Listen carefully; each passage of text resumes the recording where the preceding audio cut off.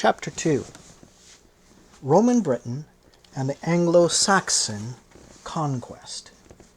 From 55 BC to the early part of the 5th century, Britain was in contact with the Roman world.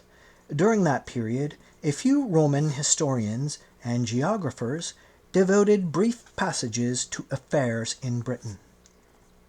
They may be supplemented by archaeological evidence, which becomes more abundant and supplies the greater and more trustworthy part of our information. In the development of the civilization described in the preceding chapter, Britain occupied the backward position dictated by her remote geographical position in relation to the rest of Europe. Long before the Neolithic stage ended in Britain, the peoples of the Mediterranean lands used bronze-built palaces, temples, and monuments, lived in cities, and committed their thoughts to writing. While Britain was in the stage of bronze, Egyptian and Aegean, Phoenician, and Greek civilizations waxed and waned. During Britain's stage of iron, the glory that was Greece gave place to the grandeur that was Rome.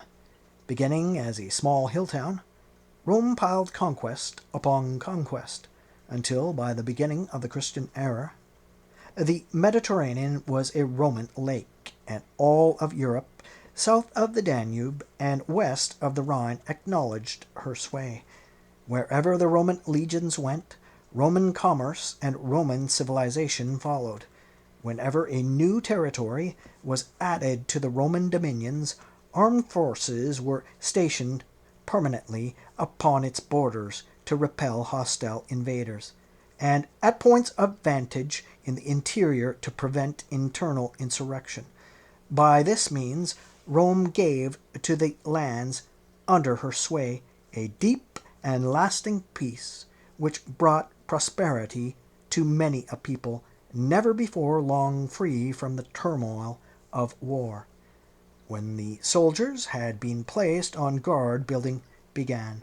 Cities were reared and filled with Roman and Italian colonists who spread the Roman civilization among the natives. The cities were connected by well-constructed roads which became avenues of commerce and communication over the length and breadth of the empire. By this slow but certain process, the Roman civilization was allowed to permeate among the conquered provincials. Never did Rome attempt to force the adoption of her civilization by the natives. The results varied from one part of the empire to another. In the East, where the Roman civilization met the Greek of kindred type, the Roman did not prevail. In Central and Western Europe, where the native civilizations were of lower standards, the Romanization became complete. Within this vast area was one language, one set of institutions, one culture. Civilized Europe was included within the frontiers watched by the Roman legions. Outside was barbarism. The conquest, which added Britain to this vast empire, brought her also within the pale of the highest civilization of the age. The first direct political contact between Rome and Britain was brought about by Julius Caesar. The great general was engaged between 58 and 50 BC in the conquest of Gaul, that is, what is now approximately France and Belgium. In the course of his campaigns, he found that the Celts of Gaul were receiving aid from the Celts of Britain. In order to persuade the British Celts to mind their own business, he made armed demonstrations against them in 55 and 54 BC. On the first expedition, he engaged the local tribesmen of Kent without notable success, and retired without having penetrated the country more than a few miles beyond his landing place. On the second,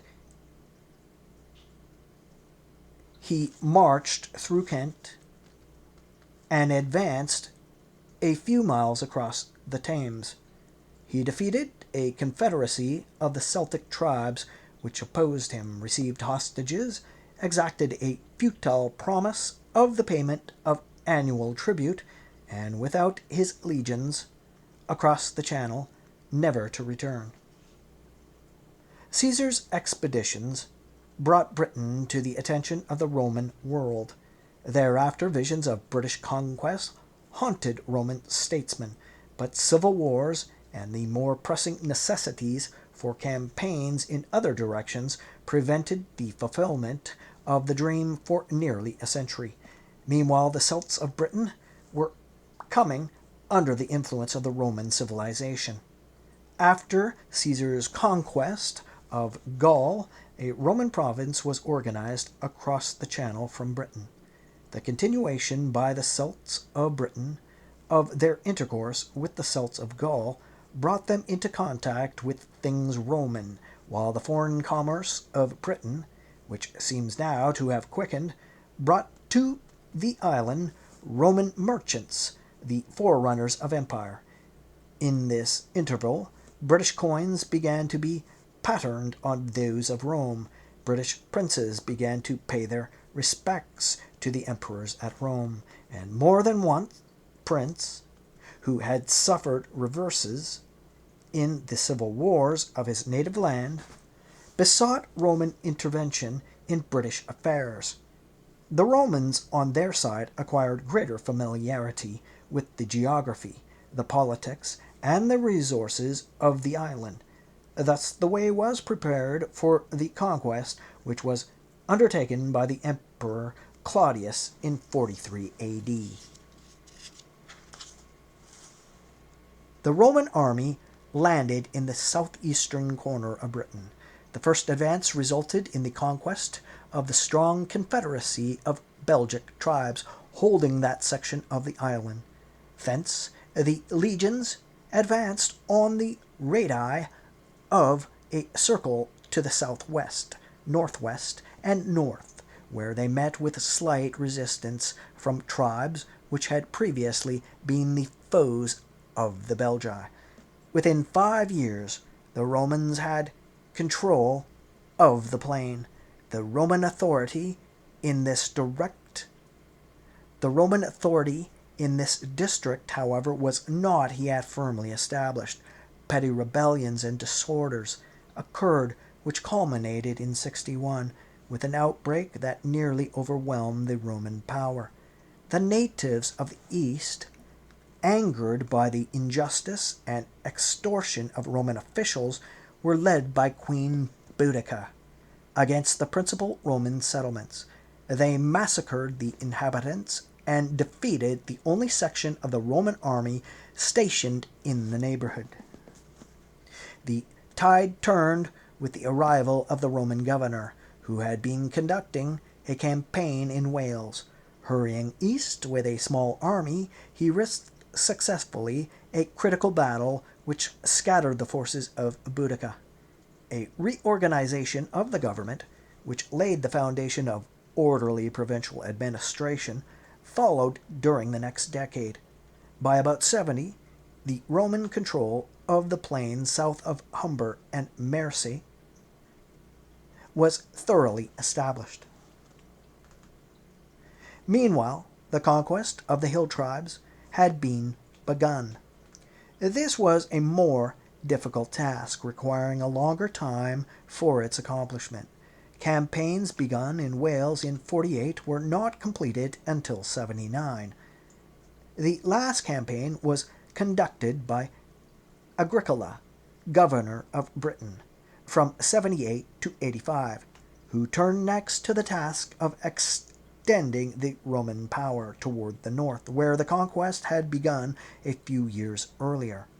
In successive campaigns, he led his armies up to the lowlands of Scotland, established garrisons on the short line between Clyde and Forth, and was fighting in the Highlands when he was recalled to Rome.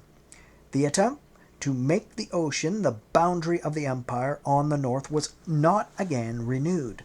Shortly after Agricola's time, the outposts in the lowlands of Scotland had to be withdrawn because the ambitious governor had left too many natives unsubdued in his rear.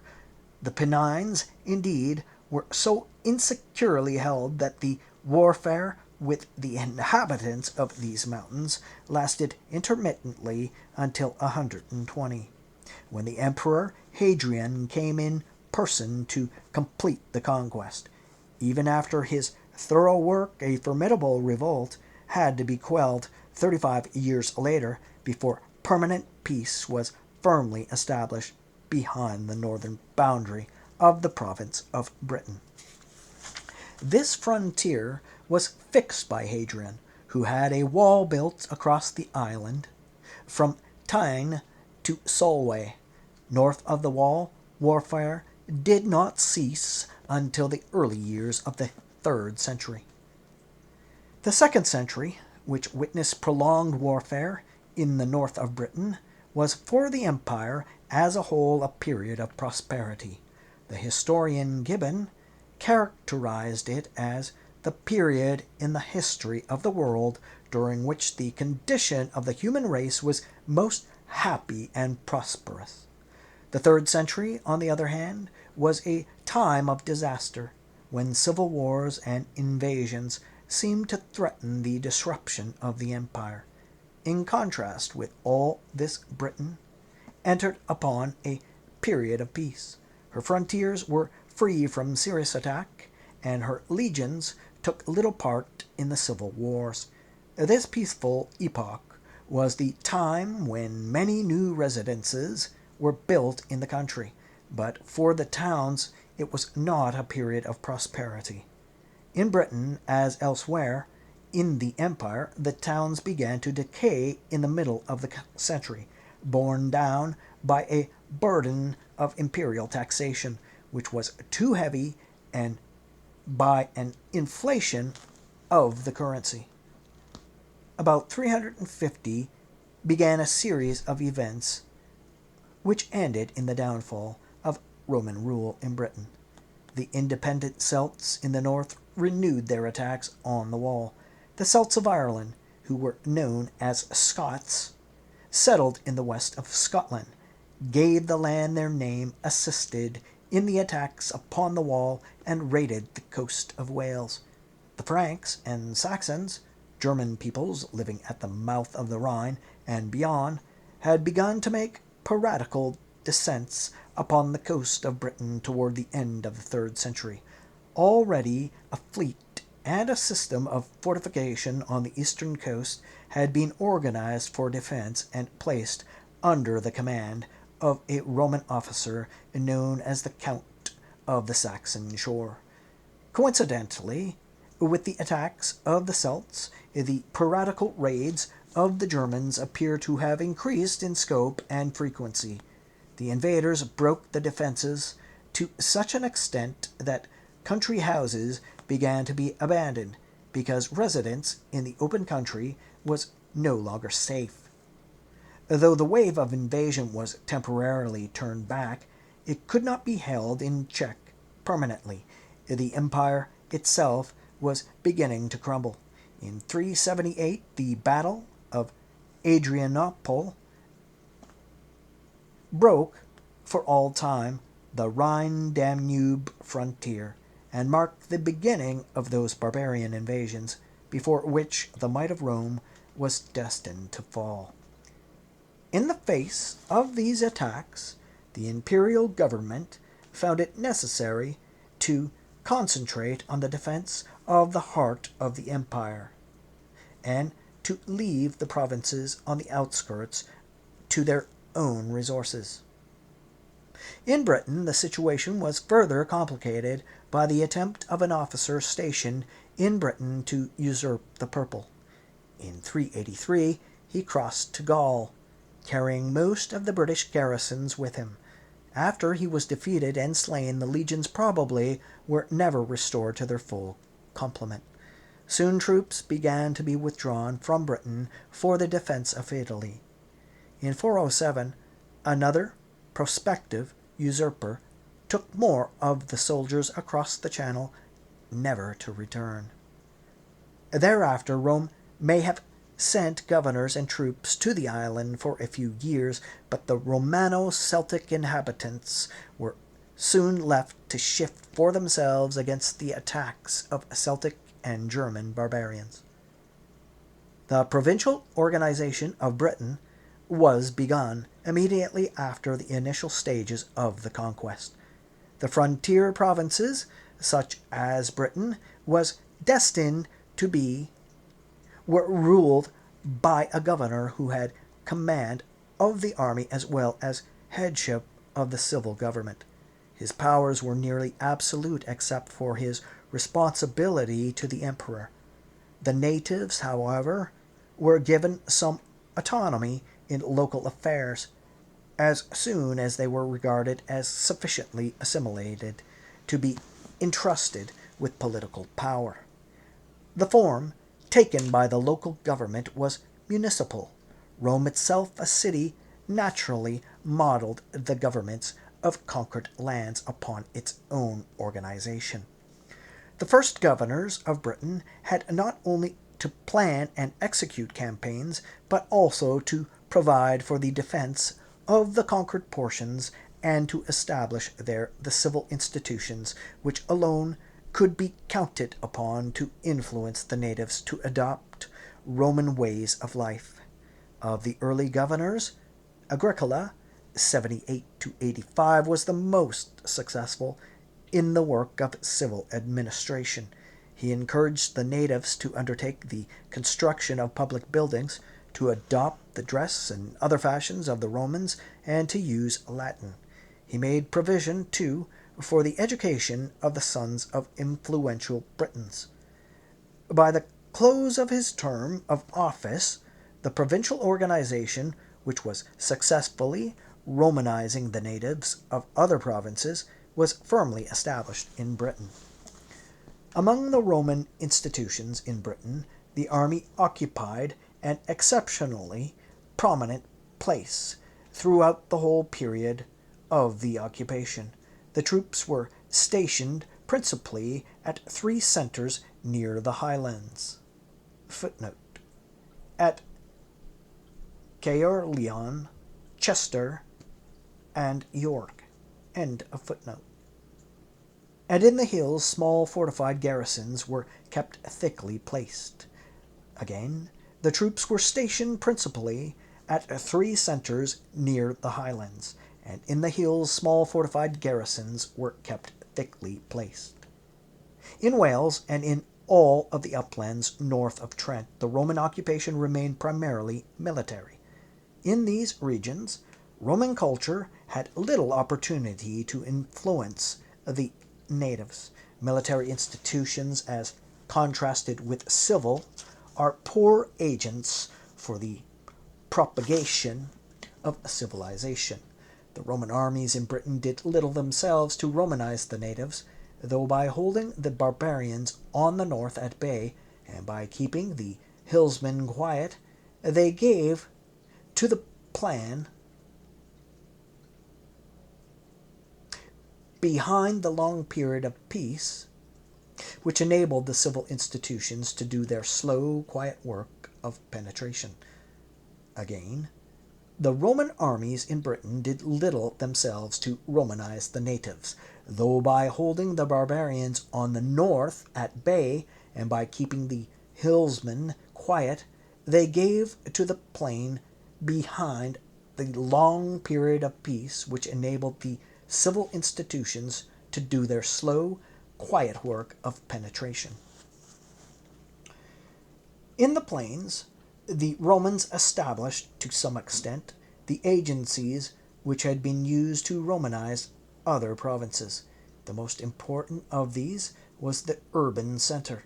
In newly conquered territories, such as northern France or Britain, the Romans, after founding municipalities in natural geographical centers and filling them with colonists who spoke Latin, could rely upon the intercommunication between town and country to radiate Roman culture from one center through a large district.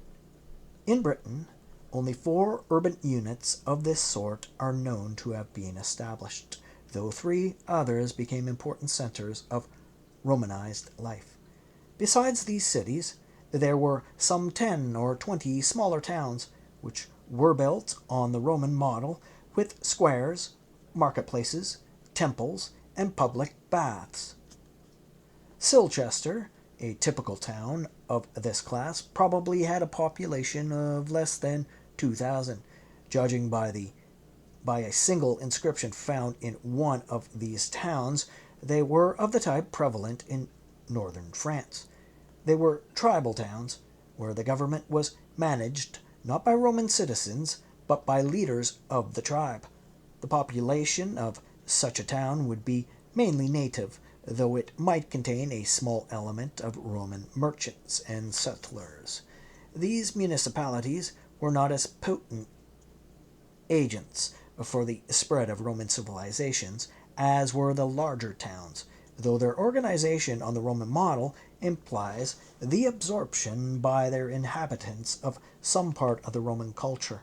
The inhabitants were free, on the other hand, to retain the Celtic language and customs, and possibly did so to some extent.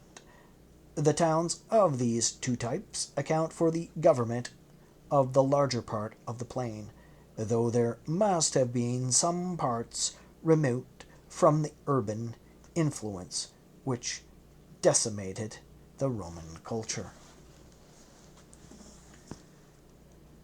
The greater part of the population still lived in the country, either in scattered country residences called villas or in villages. The villas varied all the way from comparatively simple farmhouses of moderate size to large and sumptuous country houses supplied with furnaces and bathrooms and decorated with frescoes and mosaics.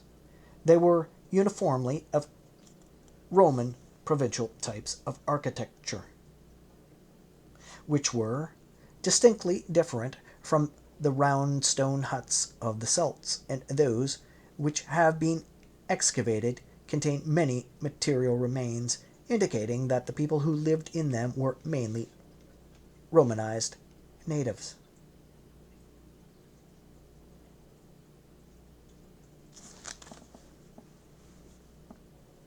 Romanized life, there is a footnote here concerning, let's see, number 4, which would be, in Britain, only 4 urban units of this sort are known to have been established, with a footnote saying Colchester, Lincoln, Gloucester, and York. And though 3 others became important centers of Romanized life. Footnote number 5, London, St. Albans, and Bath, followed by the end of the section. Besides these cities, there were some 10 or 20 smaller towns.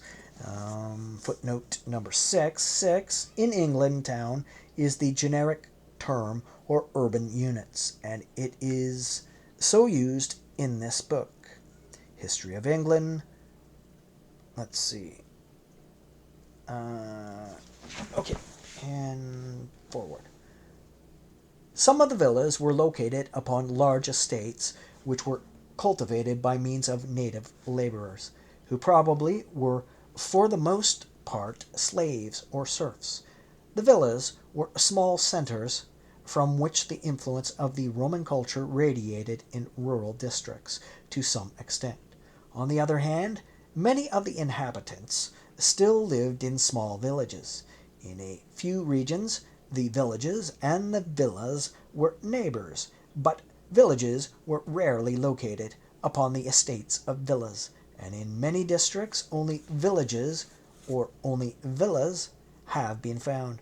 The homes of the villagers were huts of the Celtic type, and the plan and organization of the villages remained the same as those of the villages which had existed before the Roman occupation. In a few villages, some of the inhabitants used Roman pottery and coins, but the traces of Roman influence are small. The villages represent a large section of the community which retained the native methods of life and was affected only slightly by Roman culture.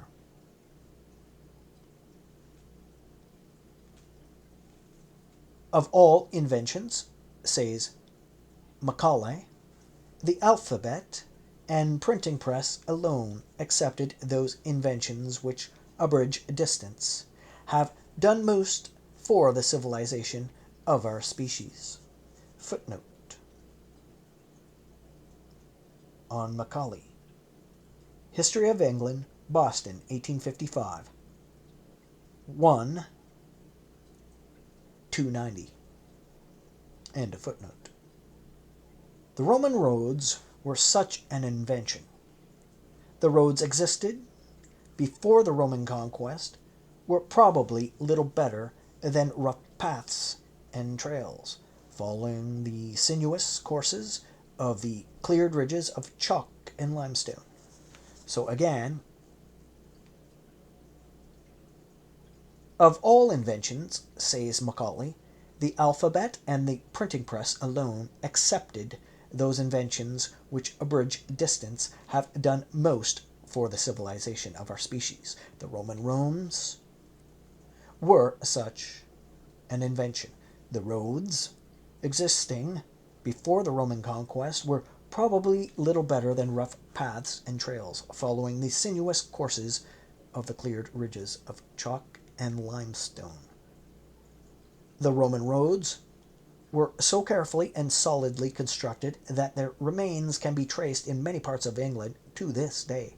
They were laid down generally on a straight line between points, unless some insuperable physical obstacle intervened, because their principal purposes were to increase the speed with which troops could be moved from one place to another, and to keep the central government at Rome in touch with all parts of the empire. The Roman engineers had an eye for natural routes of communication. The trunk roads of the Romans, with one exception, radiated from London. They followed closely the routes taken today by three of the principal English railways. Along these roads went commerce, and hard on the heels of commerce follows civilization. The commerce and industry of the Roman period seem to have been largely of the same kind as in the preceding epoch, but much greater in amount.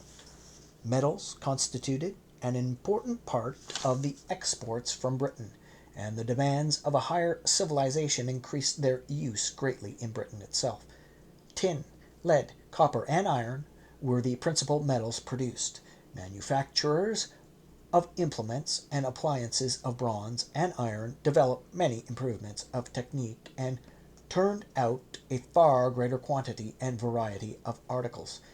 Agriculture must have been practiced more extensively than formerly, since in the 4th century Britain was one of the regular sources of grain supply for some of the provinces across the Channel.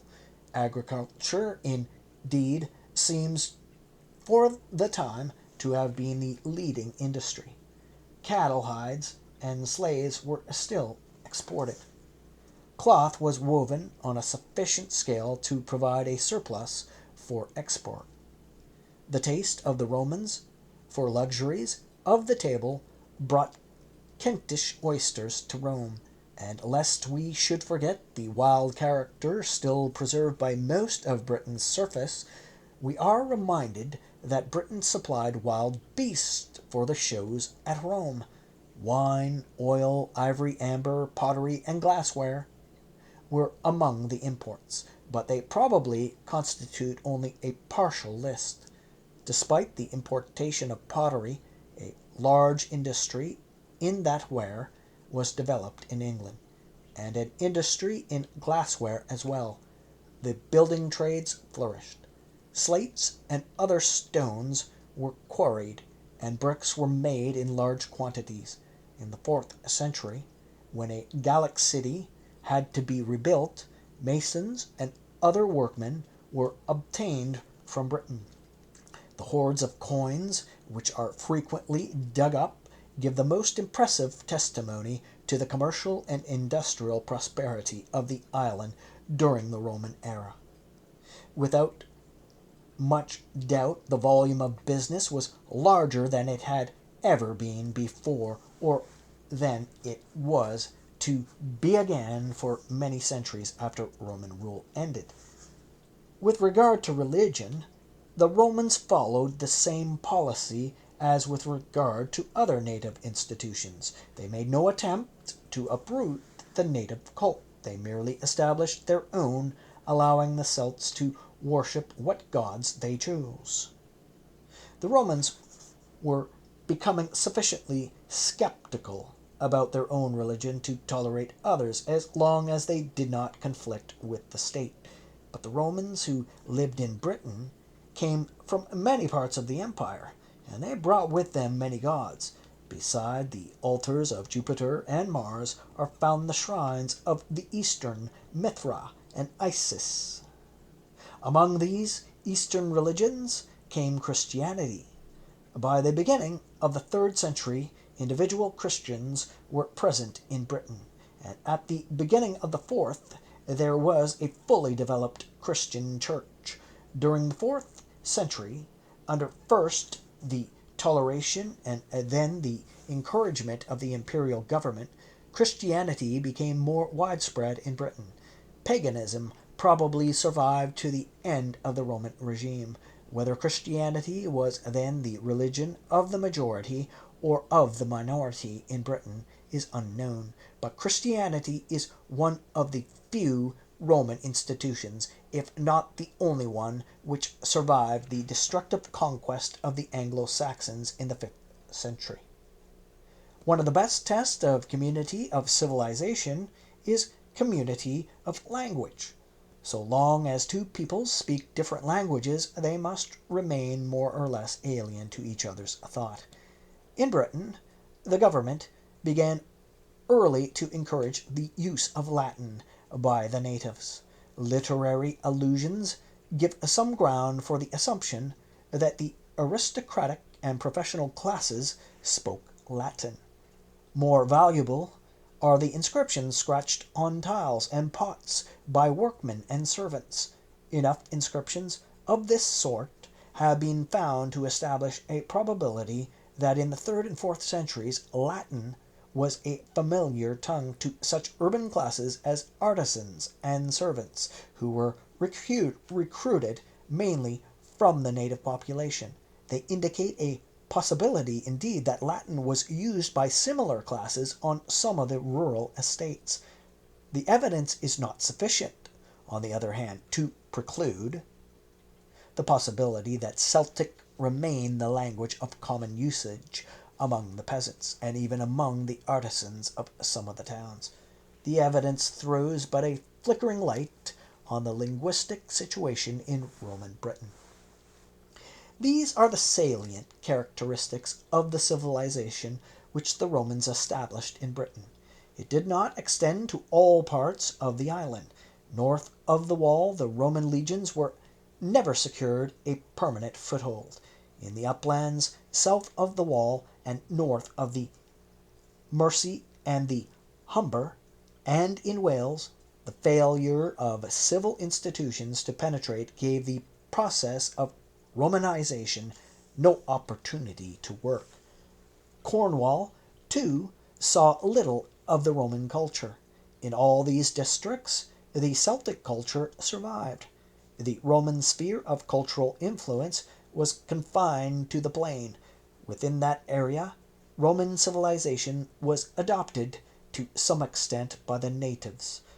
Latin appears to have been used by a much wider group of the natives than that composed of the officials and the nobles. The cities, the villas, the roads, and the commerce must have brought about some Romanization of the natives. The survival of Christianity suggests that the process went deep. Yet in some Celtic villages, which had been excavated, the traces of Roman influence are slight. These are vague and not entirely harmonious conclusions, but on the whole, the most probable interpretation of the evidence seems to be that there was an amalgamation of the two civilizations. In this mixture, the Roman civilization predominated except in isolated rural districts. It was, however, the crude civilization of a frontier province, not the polished culture that flourished in much of Gaul. After Britain was cast adrift from the empire, a curtain of historical darkness descended upon the island. When it was lifted 2 centuries later, Anglo-Saxon German-speaking peoples occupied the plain, and Celtic-speaking peoples held the hills. The Romanized provincials of the plain had been driven to seek refuge among the hillsmen, whose culture was still Celtic. There the plainsmen were forced to revert to the simpler and cruder modes of life practiced by the hillsmen. Their Roman culture was too superficial in character long to survive the reversion. Latin and along with it, nearly the whole fabric of Roman civilization disappeared. Christianity survived, and possibly in the southeastern counties where Roman influence began earliest and was always strongest, the agrarian system, that is, the method of parceling out land for agricultural purposes, may have modified the agricultural methods of the Anglo-Saxon invaders. Aside from these, no institutions have been found in Britain, the beginnings of which can be assigned with any high degree of probability to the Roman period. The Romans, during their occupation of England, contributed little to the stock of institutions which constitute the heritage of Englishmen. Although the Anglo-Saxon conquest exerted a profound influence upon the course of English history, it left scant trace upon written records. Of its general character and its results, we may judge somewhat from the survivals of a later time, but its course remains unchronicled. Though a native monk named Gildas wrote a work on the destruction of Britain while the conquest was still in progress, he wrote a century or more after its beginning, and he recorded astonishingly few facts. 2 later chronicles, which have been followed by many modern historians, are Bede's Ecclesiastical History, which was finished in 731, and the Anglo-Saxon Chronicle. That's 2 later chronicles, which have been followed by many modern historians, are Bede's Ecclesiastical History, which was finished in 731, and the Anglo-Saxon Chronicle, which was not begun until the 9th century. They are excellent authorities for the periods with which they are contemporary, and they preserve some earlier contemporary records of the period after 597. But for the 5th and 6th centuries, when the Anglo-Saxon conquest was taking place, they have little worth. Archaeology adds much less to our knowledge of this period than the Roman.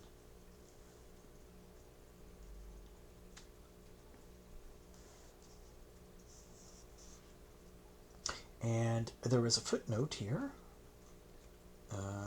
following that sentence,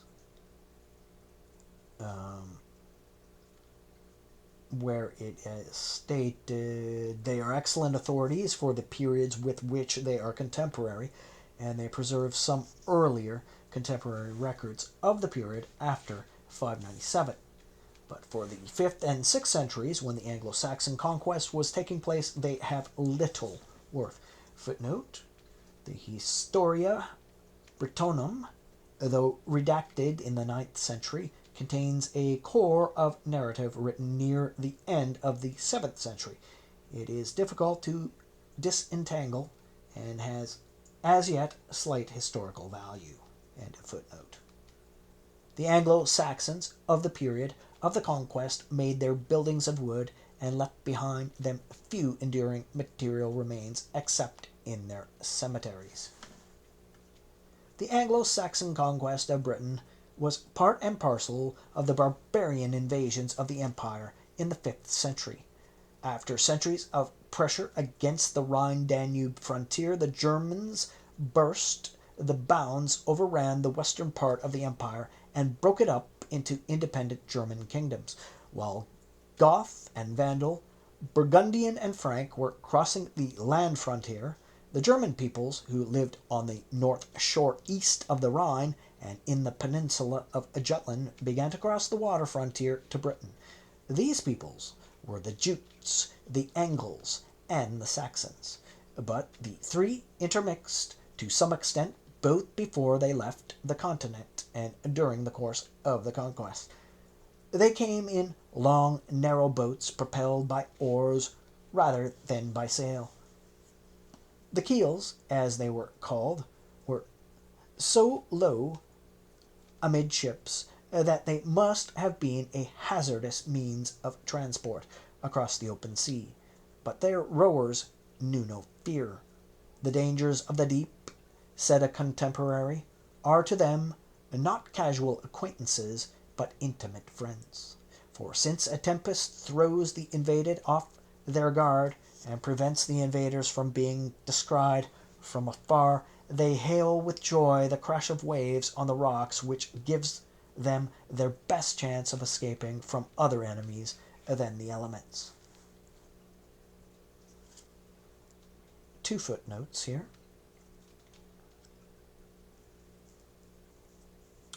Nine and 10.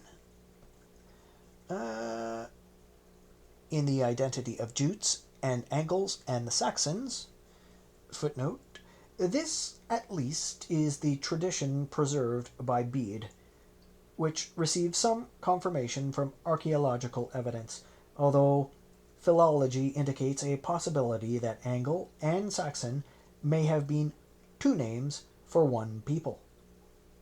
For the latter view, see Chadwick, Origin of the English Nation. Chapter 4, compare Hodgkin, A History of the Anglo-Saxons, 1, pages 157 to 161. And the second footnote would be on the tail of this statement. The dangers of the deep, said when they're commenting on the bravery of these rowers. That's coming from Sidonius, quoted by Hodgkin, A History of the Anglo-Saxons, 1, page 19. And from there, picking up, these bold navigators conducted plundering raids against Britain intermittently for more than a century before they began to conquer the land for the purpose of settlement. The attacks changed their character probably around the middle of the 5th century, though some of the early invaders who came for settlement appear to have swept far inland and caused the destruction or final abandonment of many towns. They were unable to hold so much territory, and the earliest settlements were made in the southeast and east and in the valley of the Thames. The conquerors probably did not come in large armies, but rather in successive small groups, each group winning a separate district in which to make its home. The many small wars which resulted from this method of penetration followed one another more or less continuously until the early years of the 6th century, when a period of comparative peace intervened. During the interval, the invaders were probably consolidating their holdings and forming coalitions among themselves. In the second half of the 6th century, when they renewed their aggressions, they fought in larger groups. This second series of wars may be said to have ended with the Anglo-Saxon victories in the West, which were won during the closing years of the 6th century and the opening years of the 7th. The conclusion of the conquest which had been going forward intermittently for 150 years or more, left the Anglo-Saxons in possession of nearly all of the land which is now included in England, except the Cornish peninsula in the southwest and the region of the Cumbrian mountains in the northwest. These upland districts, together with Wales and Scotland, were still in the hands of the unconquered natives.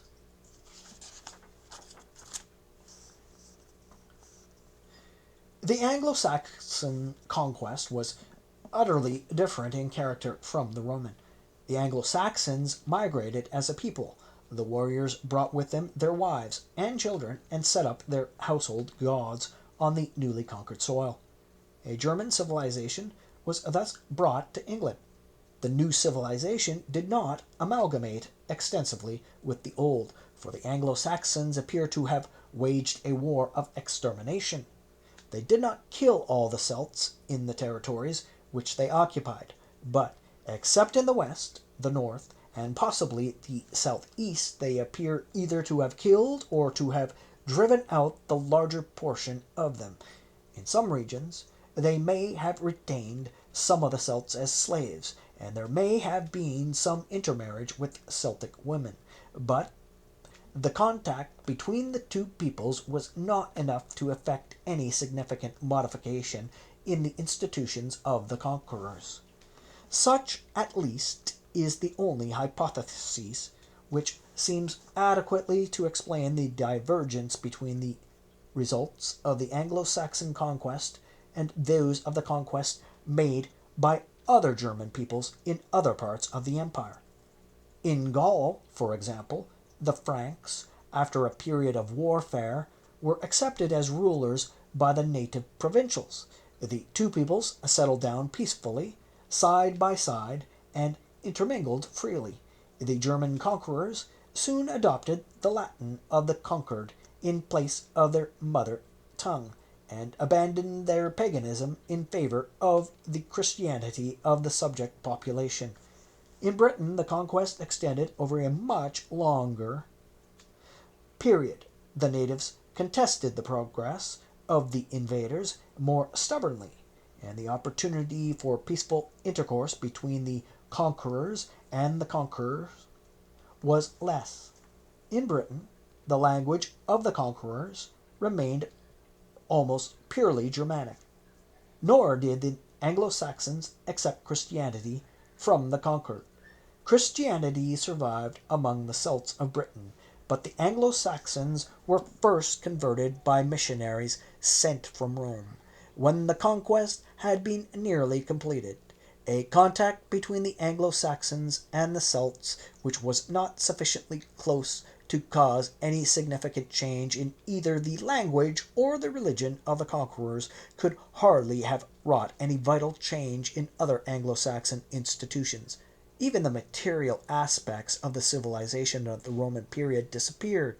In all probability, the Anglo-Saxon conquest resulted in the substitution of the Anglo-Saxon civilization for that of the native Celts in the largest part of what is now England. The origin of most English institutions must be traced back to Germany. Footnote: the hypothesis, which is based mainly upon the evidence of survivals, has the general acceptance of historians, although it is still denied by some. A convenient brief exposition of the two points of view is given by A.M. Chambers in her Constitutional History of England, London, 1911, pages 7 to 16. End of that footnote.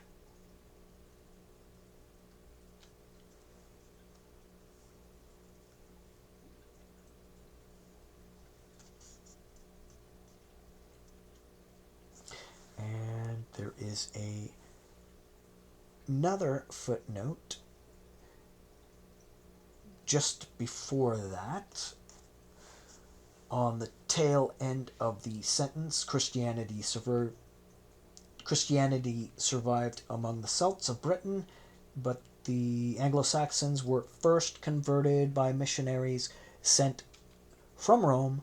when the conquest had been nearly completed. There's a footnote after that which reads, in the course of the 7th century, Celtic missionaries began to win converts among the Anglo-Saxons in the north, and on the west also there was some reactionary influence of Celtic upon German institutions, but Anglo-Saxon institutions by then had time to take firm root in English soil, undisturbed by outside influence. End of footnote. Picking up, second paragraph. Any attempt to portray the civilization of the Anglo-Saxons as it existed before the transplantation to England must be handicapped by lack of sufficient knowledge. Specific information about the institutions of the Angles, Saxons, and Jutes, except such uncertain knowledge as can be gleaned from survivals in their laws and literature written long after their arrival in England, is almost entirely absent. 2 descriptions of the Germans as a whole are extant. Since the Anglo-Saxon culture was, with possible variations in detail, that common to the Teutonic people, these descriptions may probably be accepted as applicable in broad outline to the institutions of the Anglo-Saxons. Unfortunately, they were written some centuries before the time of the Anglo-Saxon invasion of Britain. The first was by Caesar, who devoted 6 brief chapters of his Gallic Wars to the characterization of the Germans as he saw them.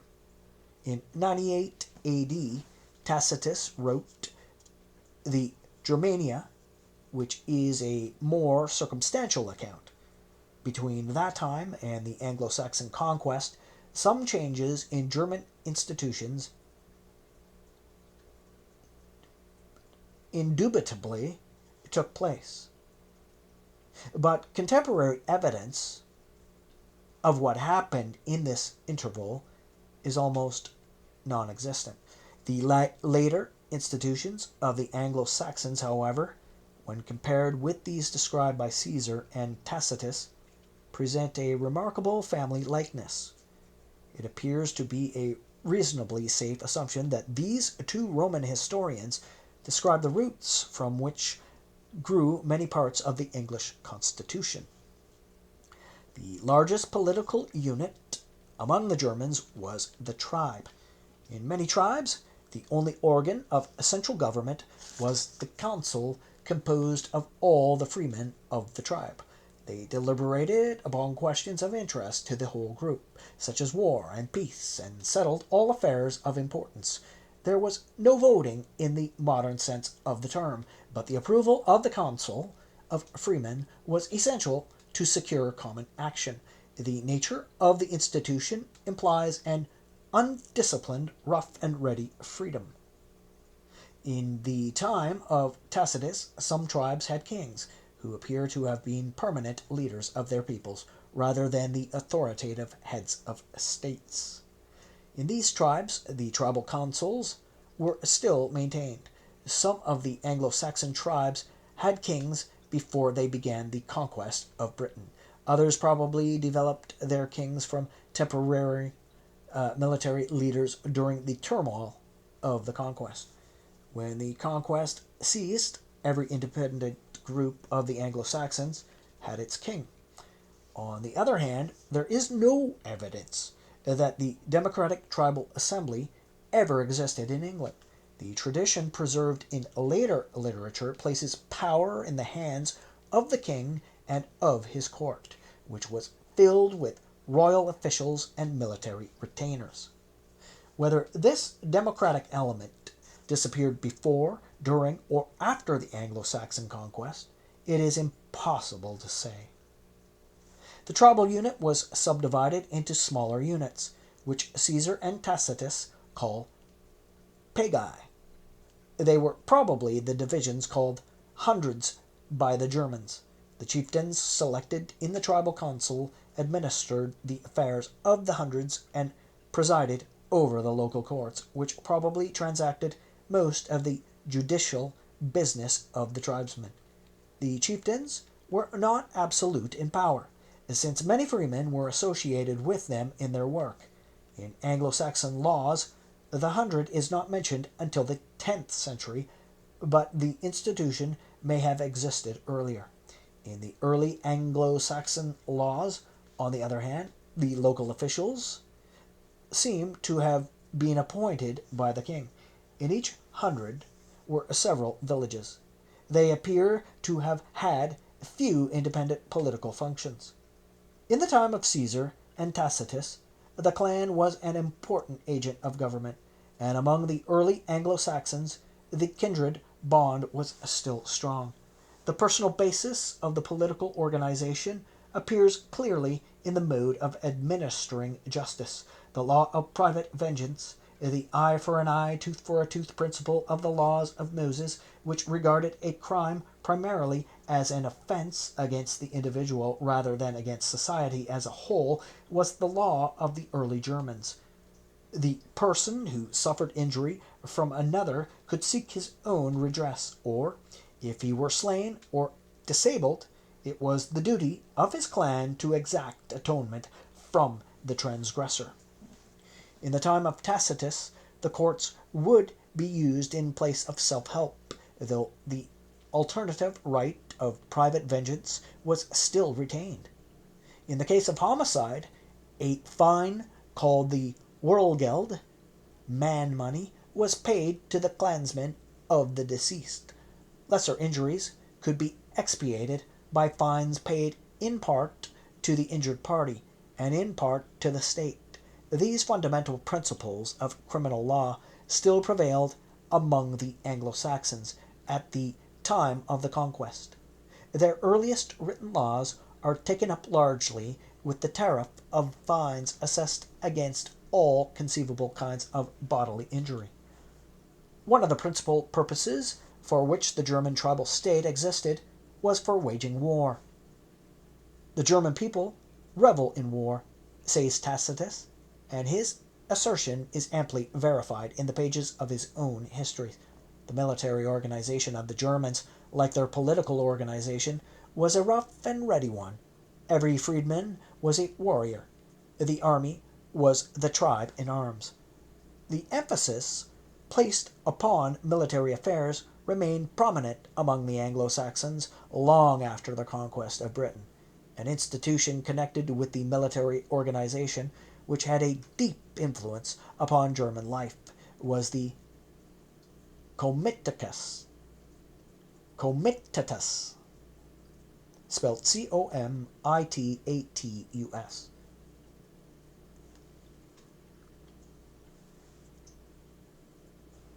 This was a body of personal companions, the Comitatus, and follows. No, I'm sorry. I am sorry. Wow.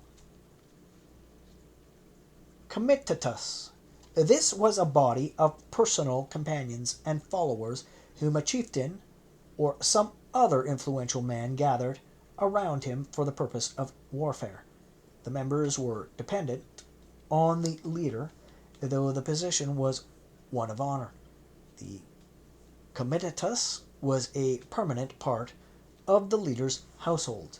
He supplied the members with weapons and horses, shared with them the spoils of war, and provided for their maintenance. The members were bound to him by a special oath of fidelity. Their principal duty was military service, but it was service of an exceptional sort, for so close was the bond that it was a dishonor to survive the leader unavenged if he fell in battle. This institution, which must have done much to foster big ideals of loyalty and honor, as well as war, appears in England in the early days of the Anglo-Saxon kingdoms. Among the Germans, Tacitus distinguishes four social classes. The foundation of German society was the freemen. Footnote: there is a school of writers who would have us believe that German society was composed of a small ruling caste of free landowners, upon whom the remaining people were economically and politically dependent. But this does not accord with the picture of Tacitus, who emphasizes the freedom of the rank and file of the Germans.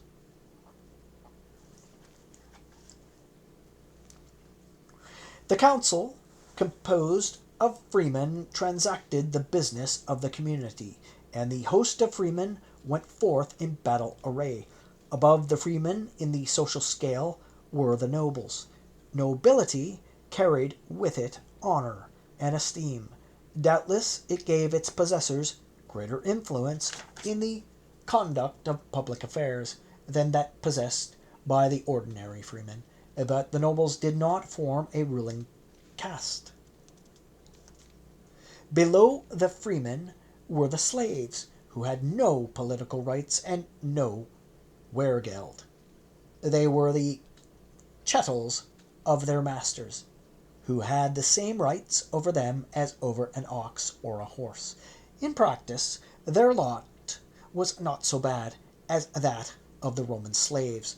The German slave generally had a dwelling of his own, and the main element The German slave generally had a dwelling of his own, and the main element of his servitude consisted of a tribute paid in produce to his owner. Above the slave and below the freeman, in social rank, were the freedmen, who originally were emancipated slaves. They were distinguished from the slaves in that they were not mere chattels. They could not be bought and sold. They had a wehrgeld. They could not be slain with impunity. Beyond these, however, they had no political rights. Their position was distinctly inferior to that of the freedmen.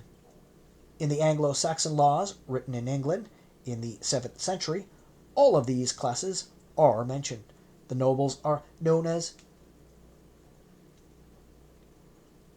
eorls, spelled Eorls. Ridiculous spelling. Anyway, the ordinary freemen as, here we go again, corals, Ceorls,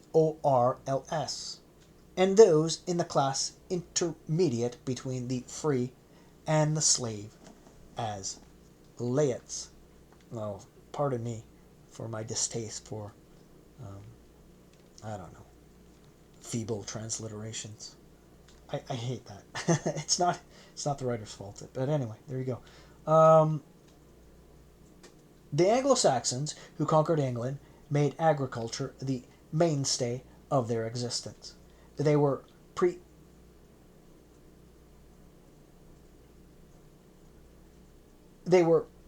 preeminently a rural people who preferred to live in the open spaces and disliked the confinement of the walls of a town.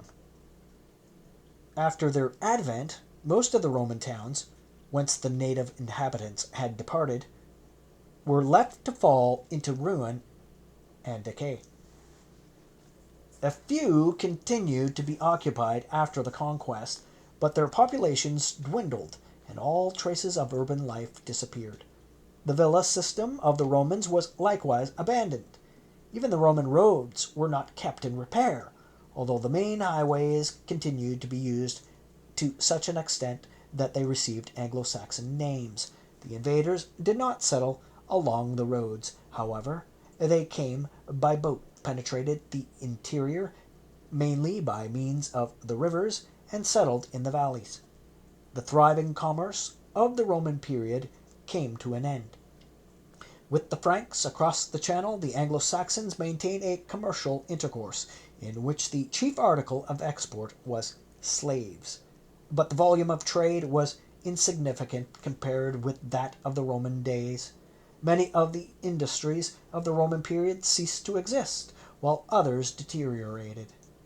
The use of the potter's wheel, for example, appears to have been unknown, except to the Jutes. The Anglo-Saxon decorative art was barbaric and weak in its design, although it displays a highly developed technique of execution. Cultured municipal life with its commercial and industrial concomitants, vanished with the coming of the Anglo-Saxons, and English life became rural, rude, and predominantly agricultural. In religion, the Anglo-Saxons were still as pagan as their ancestors had been in the first century. Like the Celts and the Romans of an earlier time, they worshipped many gods, among them Woden, the god of war, and thunder, the god of the weather, were prominent, and worship of the personified aspects of nature which affected the crops was also popular. The Anglo-Saxons spoke dialects of a language which belonged to the Low German linguistic family. At the time of the Conquest, the language was not a written one. The Anglo-Saxons had a rude alphabet of characters known as runes, known as runes, spelled R-U-N-E-S, runes, which they used only in brief inscriptions. In the 7th century, knowledge of the Roman alphabet, brought by the Christian missionaries, caused Anglo-Saxon to become a written language. It was first employed early in the 7th century to reduce to written form a set of Anglo-Saxon laws in the native tongue. Though no written literature existed before that time, the recitation of poems and songs was a favorite form of amusement at court of kings and in halls of nobles. Many poems, which were not written down until later, either took their form in the centuries when the Anglo-Saxon conquest was taking place, or preserved legends developed in the heroic epoch. Beowulf is the obvious example. Many poems, which were not written down until later, either took their form in the centuries when the Anglo-Saxon conquest was taking place, or preserved legends developed in that heroic epoch. Beowulf is the obvious example known to every student of English literature. This literature preserves the thoughts, ideals, and traditions of the Germans of the time of the Anglo-Saxon conquest, and gives us a glimpse of the intellectual outlook of the conquerors of Britain, who gave to the portion of the island which they won the name of England.